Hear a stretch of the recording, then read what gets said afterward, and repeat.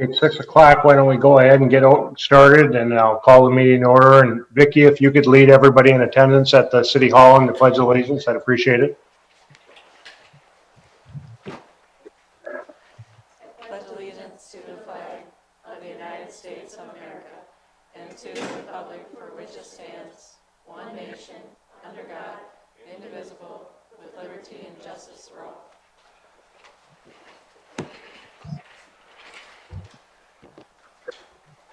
Thank you. Christina, could you call the roll? Yep. Clark. David. Fish. Jorgensen. Here. Cole. Here. Parsons. Mayor Lundberg. Here. First item of business is to approve the agenda as presented. I can have a motion. Clark and Vicky. Motion is second to approve the agenda as presented. All those in favor signify by saying aye. Aye. Opposed? Motion carries. We have one meeting minutes to approve of April 20th. I can have a motion. Second. Motion is second to approve the minutes of April 20th as presented. Any questions, comments? If not, all those in favor signify by saying aye. Aye. Opposed? Motion carries. Next on the agenda is approval of the bills and claims that were submitted with the agenda in the amount of $311,643.23. Can I have a motion to approve? Motion and a second to approve the bills and claims as submitted with the agenda. Any questions or comments from the council members? Just one reminder, Mr. Mayor, we need to do these as roll call votes since we've got folks teleconferencing in. Oh, that's right. I'm sorry.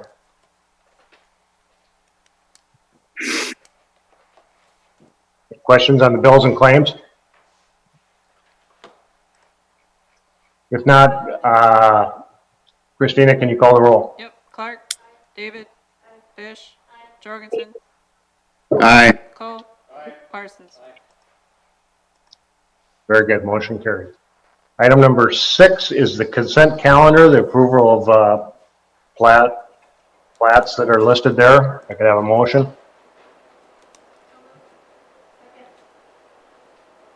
Clark and Vicky. Motion is second to approve the consent calendar as presented in the agenda. Call the roll, Christina. Or any questions from the council? I guess there wouldn't be any on the consent calendar, so call the roll, Christina. Yep. Clark. David. Fish. Jorgensen. Aye. Cole. Parsons. Very good. Motion carried. Our visitor and public comment section is now open. Are there any people from at the council meeting that would like to address the council? Present. Now is your time. Go ahead. Yeah, it's on the agenda. Oh, it is? Yep.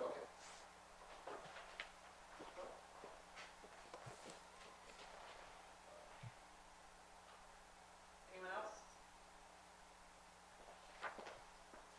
I see none, Mayor. Pardon? No one wants to speak.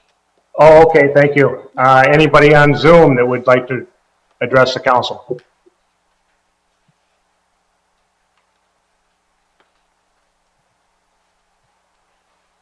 Hearing none, we will continue on with item 7C. It's a proclamation declaring the week of May 3rd as Drinking Water Week in the city of Brandon. I guess we'll just recognize that through the proclamation 2020-02. Note in the minutes. Number 8 is the review of Ordinance 606 and a possible action on resolution 13-20 amending that ordinance 606. Brian, if you could review. Sure. Last week was certainly an exciting week when it came to COVID-19 and changes that most cities that I know of are going through. Resolution 13-20 amends ordinance 606. The major changes are included on page 50. Added a little bit of language to social distancing, referring to party seating arrangements for businesses, added the definition of a party or parties for businesses to 10 or fewer adults. Children are not included in that limit. And then added or revised and amended paragraph 3 on the same page. All enclosed retail businesses, changed it from no more than 10 to no more than 50% of the business's occupant load as determined by the International Fire Code. And that maximum allowed occupancy must be posted at the business.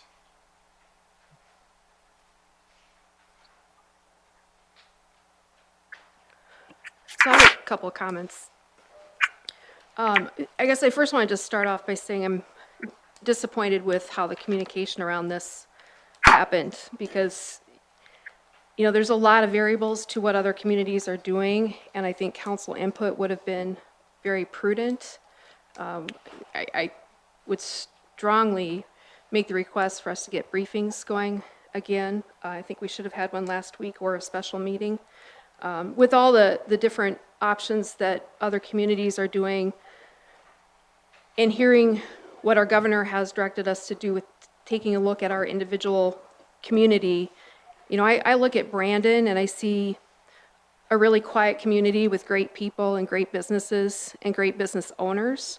I see that our community has really shown that we've taken COVID-19 very seriously and complied. And in fact, some of our business owners have gone above and beyond with compliance, and they voluntarily closed when they didn't need to. I decided that I wanted to talk to some of these business owners, in particular the restaurant community with the owners and managers there, and I talked to 7 or 8 of them last week. And during those conversations, I think it's really important to pass along what other regulatory entities oversee these guys. You know, they have to report to the Department of Health. They have the CDC and all of the compliance that goes along with that.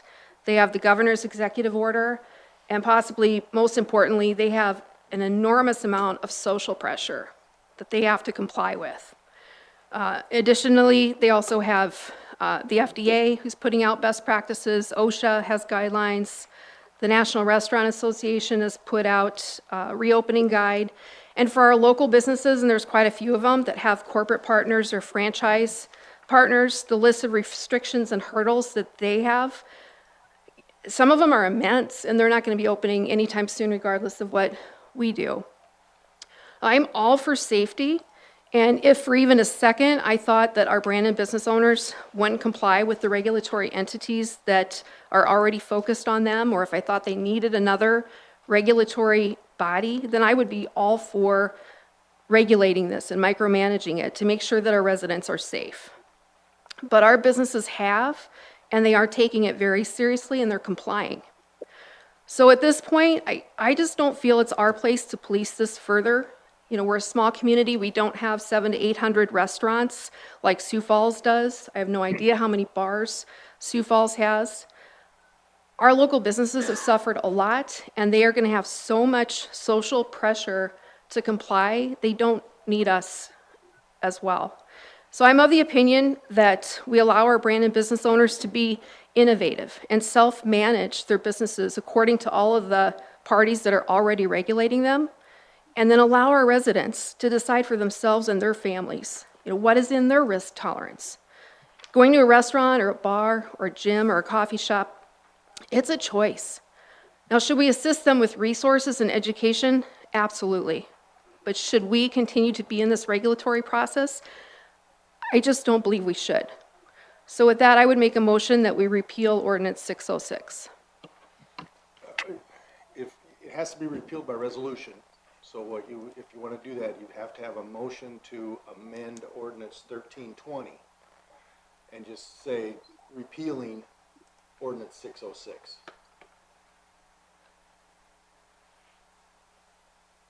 Okay, I'll make that motion.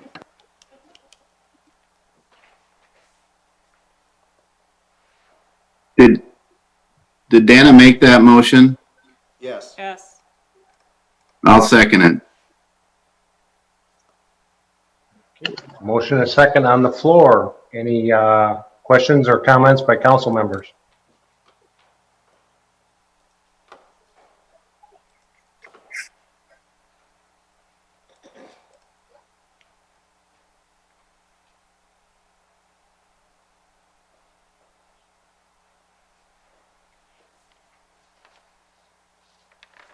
I guess I'll just say something. My only concern is, and I want to get everyone, you know, back to some sort of normalcy, is reading with the governor and following the CDC guidelines. We're not, I know she said after you have a 2 week of a steady decrease in the numbers. And I know we're there. I know we only had, I think it was 37 today in the county or in the state. So I know we're there. I just don't, that's my only concern. And I get the business owners and I want them to get back on track. And I know for one, myself is doing what we can to support the local business owners.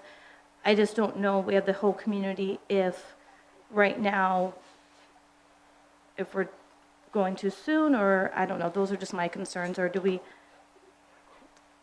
I don't know, that's just my concern, is I feel like it's been kind of like this if you watch the numbers, and so my only concern is with the community of how we're doing there, so I don't know. Question I would have, Brian, so if this is repealed tonight, the governor's orders for the county are still in effect till May 11th? Is that right, for those older than 65? Correct. Okay. That's still in place. Can you repeat that, Brian? Chuck asked if the governor's executive order regarding those folks age 60 or over 65 in Minnehaha County would still be enforced, and it would be. That's an executive order by the governor.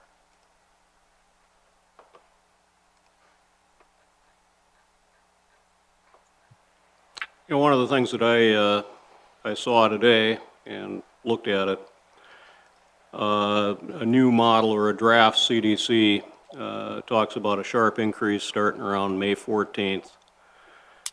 New cases surging to 200,000 per day, and deaths jumping from what they are now to 3,000 a day, and that's in the United States.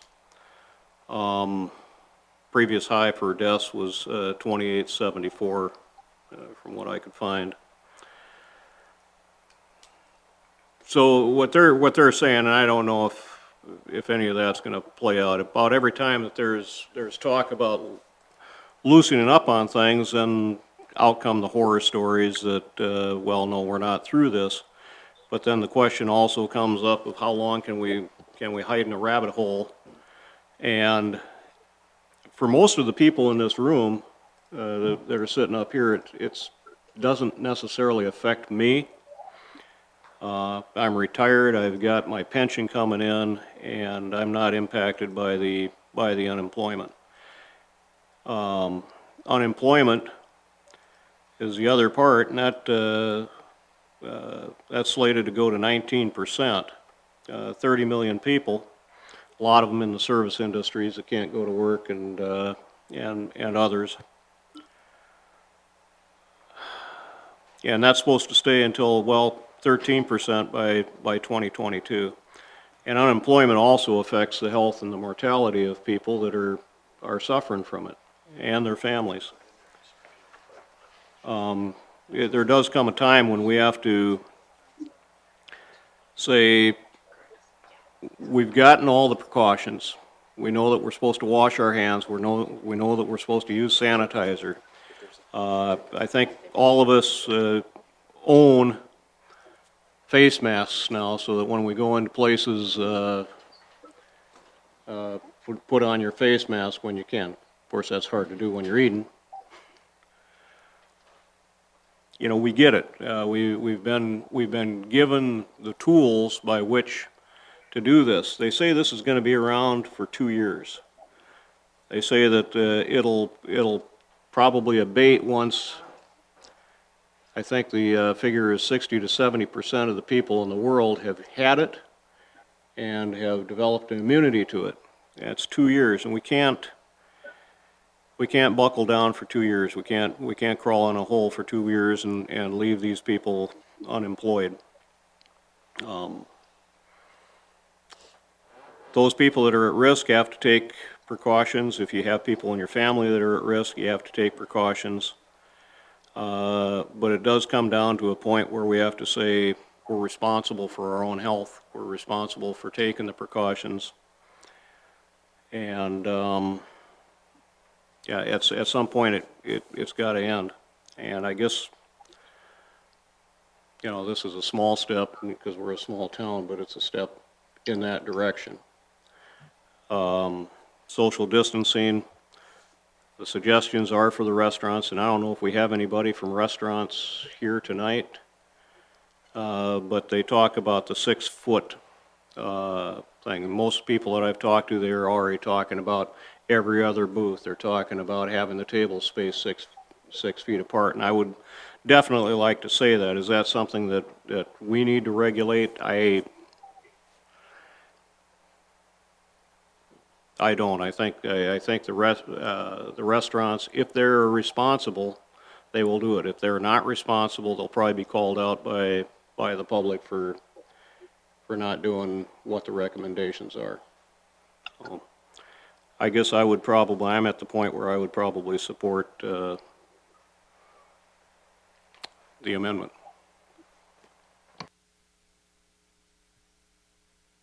There comments, questions? Well, I'll state that I wasn't necessarily in favor of the ordinance when we passed it to start with. So I'm absolutely in favor of repealing it now. I'm typically for less government is better, but in this case, I would like to see us wait a couple more weeks and revisit it at our next council meeting and then fully repeal it, hopefully. I prefer the 50% at this time. I have a question, Brian. If we do, I mean, depending on what happens, if we do wait 2 more weeks just to make sure we keep on going down of those numbers, can we just repeal it like that, like we would tonight? Like, Correct. okay, Yeah, so at any time we have it written in there that we can just repeal it? Yeah, one of those things that we did when we wrote the original ordinance was that it can be repealed and or amended by resolution. So it's fairly quick turnaround where other communities have done it strictly by ordinance, which would require 2. So if you wanted to repeal it and then you wanted to implement something in the future, if cases start ticking up again, it would take the 2 readings again if it's repealed.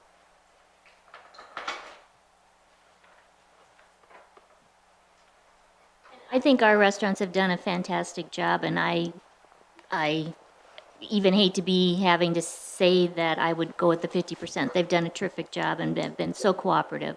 So I appreciate all of that.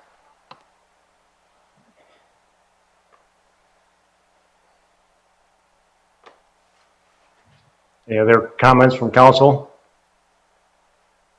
If not, I would make this comment. I would like everyone to know that the intent of the proposed resolution by the administration and myself as a mayor was to try to deal with this COVID-19 situation in an orderly, systematic, methodical approach to the opening back up of our city of Brandon.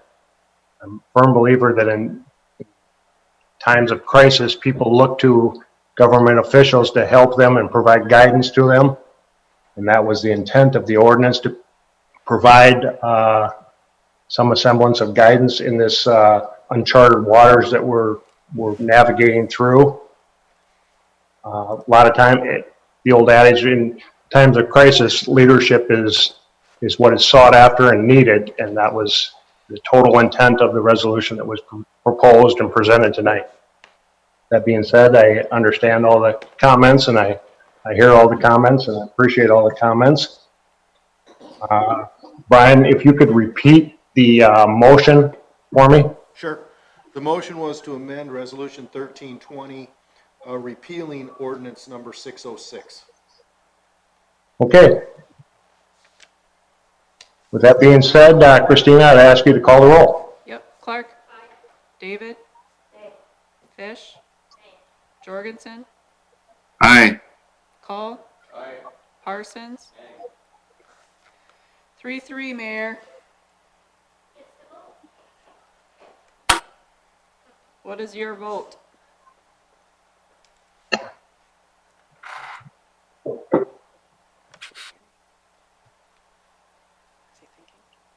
Nay. Nay? Nay. That motion fails. Okay, is there any other motion?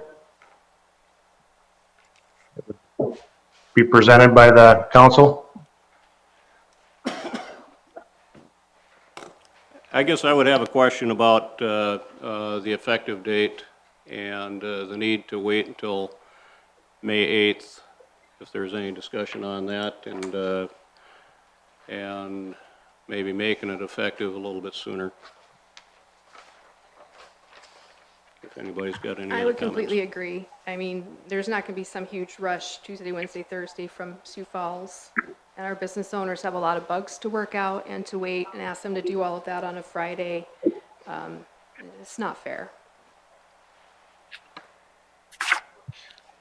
So I guess my motion would be to amend this to go into effect tomorrow, 8 a.m. To adopt the resolution, Huh? to adopt this resolution with a different effective date? Yes. Second. Call? Is there a second? Yeah, Dana. I'm sorry? Dana seconded. Okay.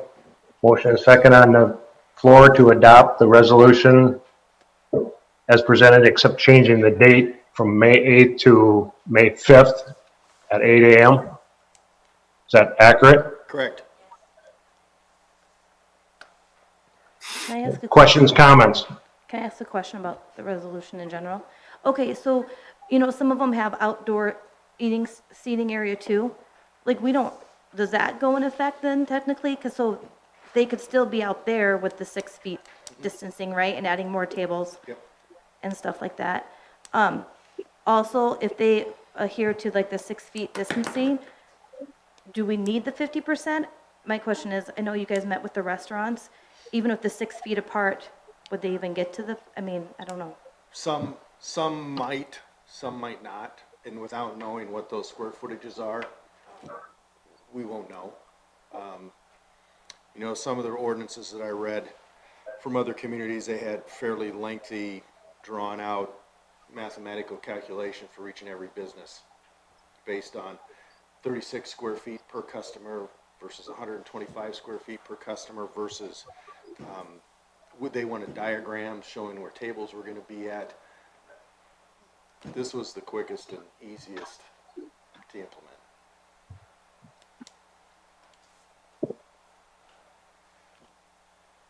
Does that answer your question, Vicki? I'm sorry. Yes. Yep. Any other questions, comments?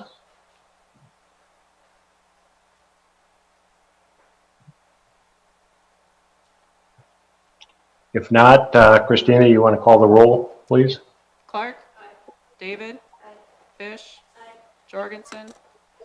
Nay. Call?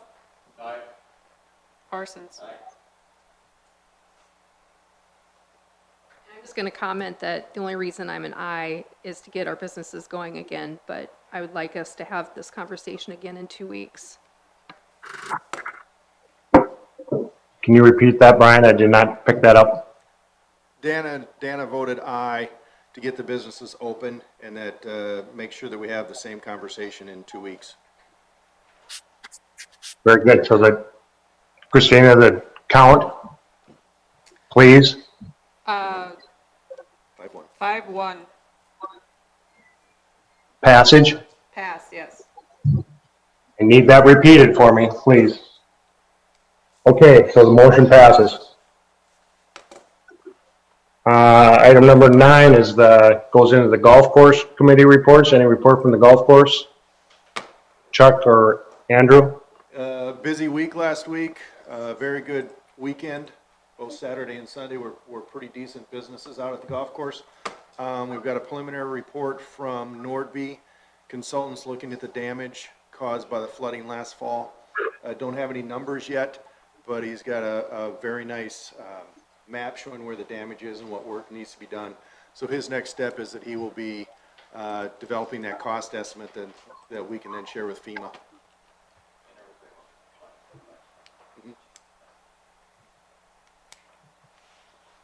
Okay, is that it? Yep. Parks and Rec is next on the agenda. Looks like we have a recommendation on the swimming pool closure for 2020. Brian or Barb? Correct. The park committee discussed this Wednesday. You know, with the recommendations from the CDC on how to operate pools. Now, it should be stated that there are no known transmissions of COVID-19 in the water itself. The chlorine in the pools, if it's kept at the proper levels and monitored, usually kills the virus. The issues, though, with operating the pool, following the CDC guidelines, you know, the social distancing would still be required in the pool itself, so there would need to be 6 feet between swimmers. In order to enforce that, we would need to hire additional staff, as that would not fall under the lifeguards' duties. Lifeguards are there to ensure the safety of the swimmers, not compliance with social distancing. They would also need to, hire additional staff to make sure that the surfaces are disinfected in the bathrooms, restrooms, toilets, sinks, showers, etc. At least in the memo that we received from the discussion that Devin monitored, they want those cleaned every 10 minutes or so. So just looking at the staffing requirements to meet the CDC guidelines, it's going to be very, very difficult to meet those as well as I'm not sure how you're going to keep swimmers 6 feet apart in the pool. I'm not sure how much fun it would be to go stand in the pool. Now, some communities are just allowing lap swim only. So they're, you know, if you're going to go there, you're going to be swimming laps. That's the only thing that they're doing. The other concern, talking with other communities across the state, is with the COVID-19 leave and FMLA revisions. You know, if we were to open up and the infections would climb, or if an employee at the pool became infected, we would certainly need to shut down for 2 weeks, and then all of those employees would receive COVID leave. So with those ideas in mind, operation of the pool being almost impossible for us, as well as the potential for increased personnel costs, even though the pool would be closed, Park Committee is making the recommendation that we close for the 2020 season. Now, one more thing to throw into the mix is that, as we all know, we're looking at pool renovations after the end of this pool season, in the hopes that those renovations would be in place and the pool would be operational next Memorial Day, 2021. If we were to close for the season and we were going to continue with the pool renovations, assuming that the bids were good and revenues don't fall too bad, we could pick up about 4 weeks worth of construction time at the beginning of the project. So we could start construction in July instead of the end of August. So that would certainly put us in a better position to make sure that the pool would be open next spring, summer. So I think that was everything that was discussed. The park board struggled with this. We really wanted to open it, but it was a unanimous recommendation from the board. One thing is, if we're able to go ahead with the reconstruction of the pool, it would give people something to look forward to, because that's always been one of our concerns in the community. We want to enhance our pool, so it would be something for them to at least look forward to, which could help. We have not made a decision on the summer rec program at this point. We will be meeting again to come forward with a recommendation on that. And Devin and I are meeting with the athletic associations Wednesday to talk over them, their seasons. Anybody want to put the recommendation in the form of a motion? Yes, I would, Mayor. I'd like to make a recommendation that we do not open the Brandon Pool this summer. Motion and a second to approve the park board recommendation to close the swimming pool for the 2020 season. I did have one question. Christina, what are the total expenditures for the swimming pool in a year? Throwing me off, Mayor. 150 to 200,000, I think. Cost is about 100 in a normal year, 120 in a bad. Yep. Give me 1 second, I can find out. I can wait. Okay.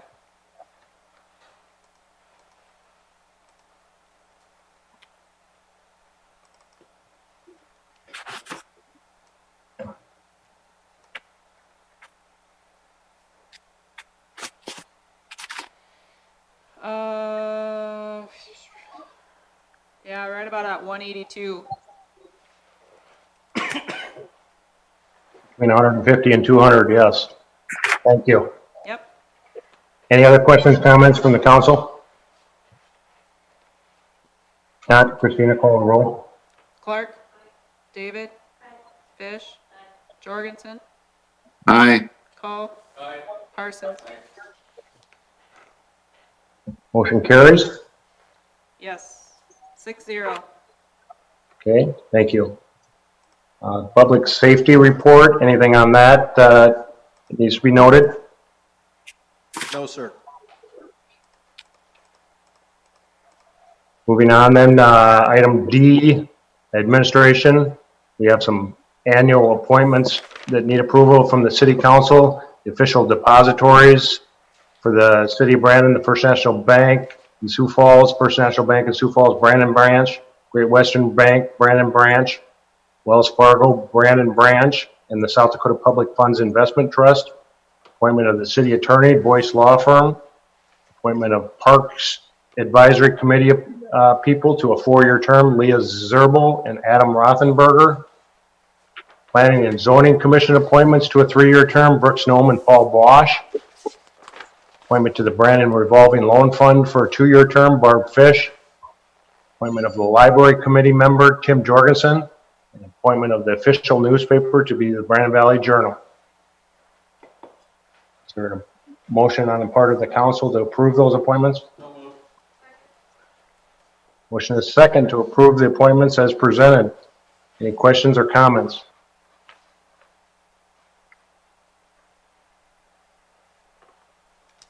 Hearing none. Christina, would you like to call the roll?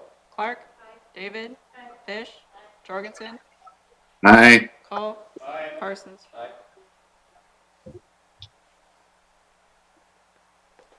Thank you. Item D2 is the mayoral appointments that it says need no council action required. They're the committee appointments to the golf course, Chuck Parsons, Parks and Rec, Barb Fish, Police, Dana Clark, Administration, Dave Call, Streets, Tim Jorgensen, Water and Sewer, Vicki David, Audit Committee, Dave Call and Dana Clark, the Community Fund Representative, Dave Call. These are the same as last year, or the year that we're in right now. Any questions or comments on these appointments? Quick question. I believe I recall from last year that the audit committee was supposed to rotate annually. Yeah, if I'd hate to volunteer somebody, so if somebody wants to volunteer now, you're more than welcome to.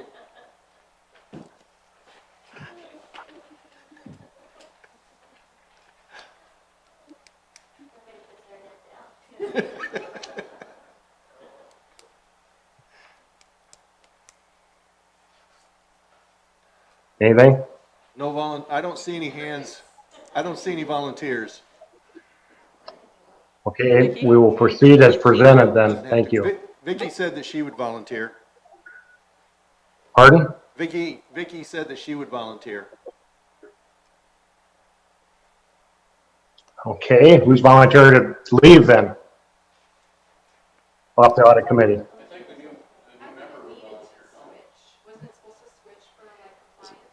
Yeah, it should.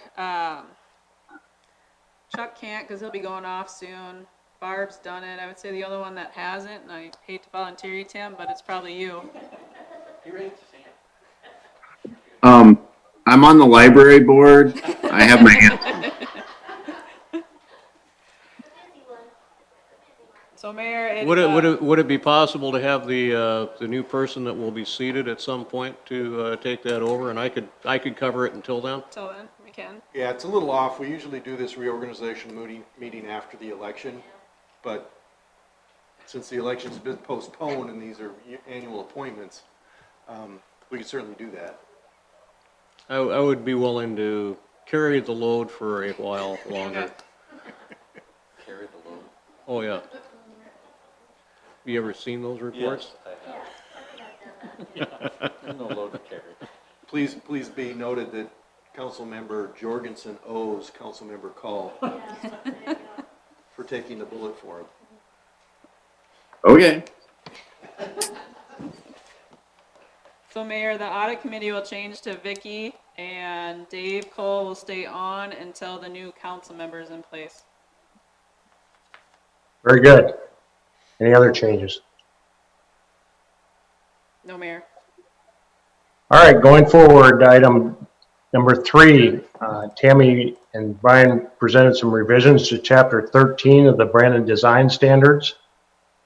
Wondered that you two would like to review those or summarize. Tammy will. So this is just a draft. We have 15 chapters of design standards, and it's been a while since we've updated these. So I've been working through redlining quite a few of them, and this one is the one that has the most questions, and so I wanted to start with this one.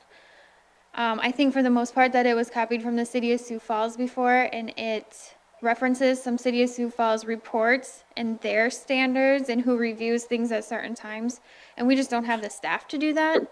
So with these, it's a little bit less is more because I can't sit and review every little piece. One thing that we did add to these is there's a checklist and there's also a flow chart. I think the flow chart really helps kind of just standardize it and just show the process and how long it takes for a development. And then it knows when certain items need to go to council and when it needs to go to planning and zoning. The checklist I did send out to many of the engineering companies in the area, and everybody seemed very happy with it so that they know exactly what I'm looking for on each page that they submit.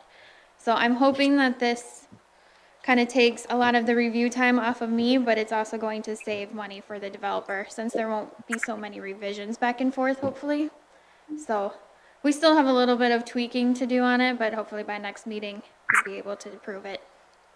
And if memory serves, we went over this with our development committee. We did go over it Okay. through the development committee, and there were a few members that didn't make it to that committee, so I made a point to send it to them in emails, and I did meet with a couple of them one-on-one to make sure they understood the whole process.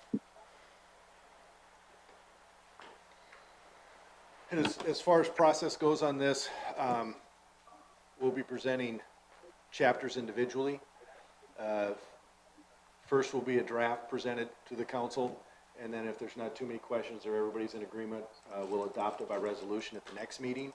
And as we go through the chapters, hopefully we'll do a chapter a month or at least, if not a chapter a meeting.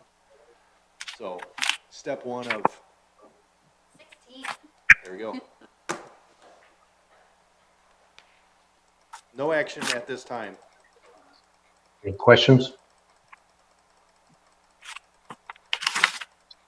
Item D4, we have a revised letter of engagement letter with D.A. Davidson, the city's financial advisor with respect to bond sales.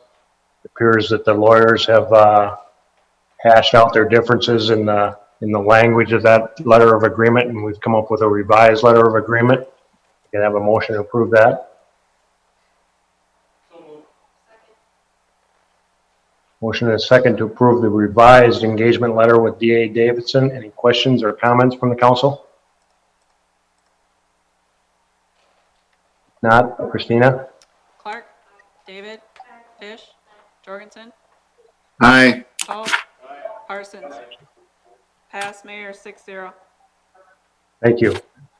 Item D5, we have a quote from Walter Reed Masonry for $12,550 to repair the brick wall in the current city hall building. If I could have a motion to approve the quote.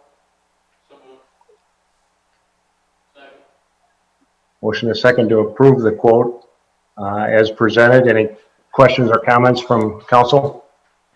Did we give anybody local the opportunity to bid this? Yeah, we've had a number of firms look at doing the repair for us, and this wasn't the first one that said that they would do it.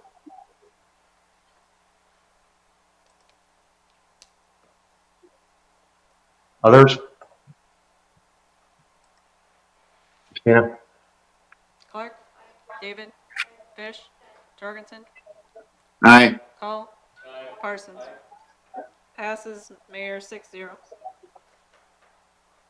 Item D6 is a request from the administration to hire Ryan Immaker at $15 an hour for a summer GIS internship program that we've been running the last couple of years, I believe. Can I have a motion to approve that? Motion a second to approve the administrative recommendation to hire Ryan Immaker for the summer GIS internship program. Any questions or comments from council?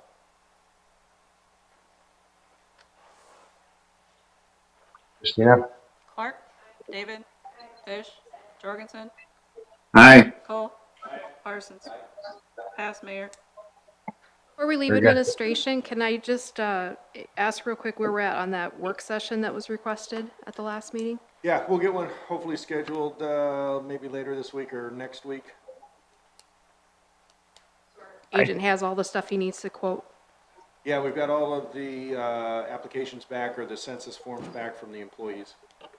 What about the applications? Because those are going to be needed too to send off to the. Yep, they're all ready to go. Awesome.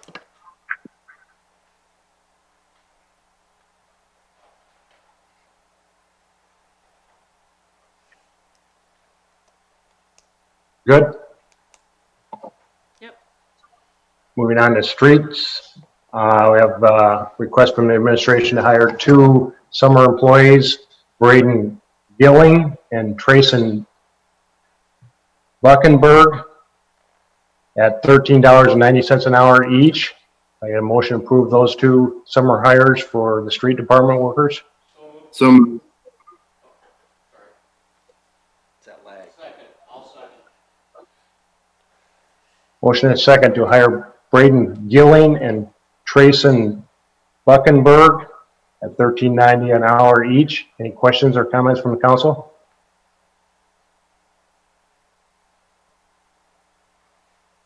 Christina? Clark, David, Fish, Jorgensen. Aye.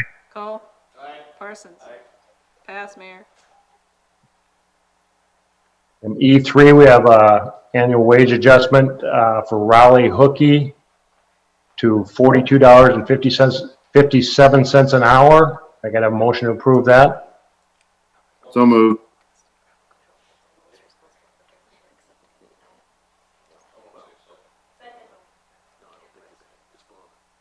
Motion and a second to approve the wage adjustment for Raleigh Hookie to $42.57 an hour.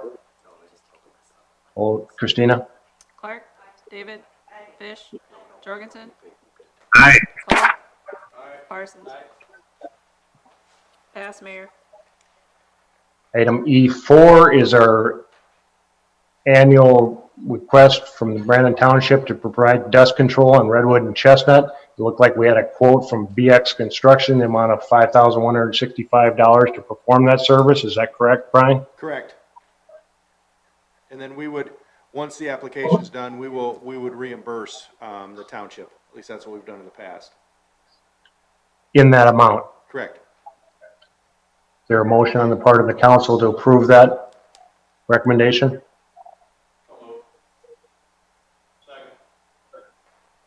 Motion and a second to approve the recommendation to assist the Brandon Township with dust control on Redwood and Chestnut Avenues by contracting with BX Construction, the amount of $5,165. We would reimburse that amount to the Brandon Township. Any questions on the council part? Now, we have a representative from the Brandon Township Board here to answer any and all of your questions. None? Okay. No questions, Mayor. Very good. Christina? Clark, David, Fish, Jorgensen, Aye. Call, Parsons. Pass, Mayor. Item E5 is a CARES grant application for the Brandon Transit System in the amount of $168,737. Is that correct, Brian? That is correct.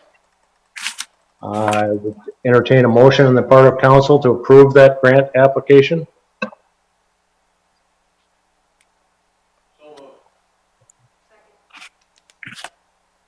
Motion is second. Any comments, questions from council administration? No, this is one of the oddities coming out of the CARES grant. Interlakes has applied for all of our costs for operating the transit system, and it's eligible funding through CARES. So, and the length of the agreement is the same as the one we did for $1,300 a month ago. Wish them the best of luck of getting that. That would be tremendous. Christina? Clark, David, Fish, Jorgensen, Aye. Call, Parsons. Pass, Mayor. Lastly, under water and sewer, we have a quote from Hydro Clean, the amount of $49,500 to repair the golf course lift station. We can have a motion.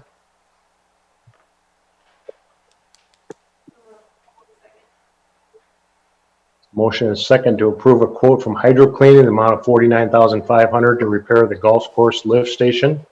Questions, comments, administration, council? I don't think so. No. Okay, Christina? Clark, David, Fish, Jorgensen, Aye. Call, Parsons. Pass, Mayor. All right, item number 10 on the agenda, any new business on the part of the administration or council? No, sir. I got nothing. With that, I'd entertain a motion to adjourn at 6:47 PM.